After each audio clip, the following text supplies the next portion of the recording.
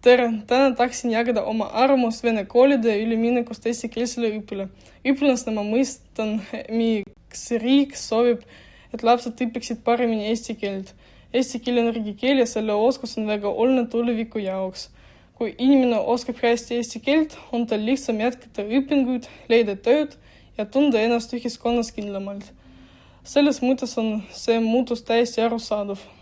Samas tekitab minus natuke muret see, et üleminek toimub üsna kiiresti, kõik lapsed ei ole valmis kohe õppima teises keeles, eriti kui kodus räägitakse peamiselt vene keelt. Sellisel juhul võib lapsel olla keeruline samaaegselt õppida uut keelt ja mõista ka erinevaid õppeaineid. Lisaks võib see tekkida õpilaste stressi, kui laps ei saa tunnis kõigest hästi aru, võib ta hakata kaotama motivatsiooni õppimiseks. Seetõttu on väga oluline, et koolid toetasid lapsi selle ülemineku ajal. Palju sõltub ka õpetajatest, kui õpetajad oskavad hästi eesti keelt ja suudavad materjali selgelt selgitada, siis võib üleminek minna palju lihtsamalt. Samas on oluline, et õpetajatel oleks piisavalt aega ja võimalusi valmistuda eestikeelseks õpetamiseks. Minu arvates oleks väga oluline, et sellised muutused toimuksid rahulikult, järk-järgult.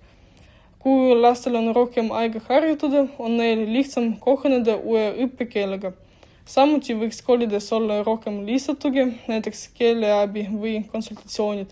Samas arvan ma, et mitme keele oskus on suur eelis. Kõik lapsed õpivad hästi ja eesti keele säilitavad ka oma emakeele, siis see annab neile tuleviku rohkem võimalusi. Väga tähtsam on see, et selle muutuse keskmes oleksid lapsed, nende haridus, nende areng ja nende hea enesetunne koolis. Aitäh!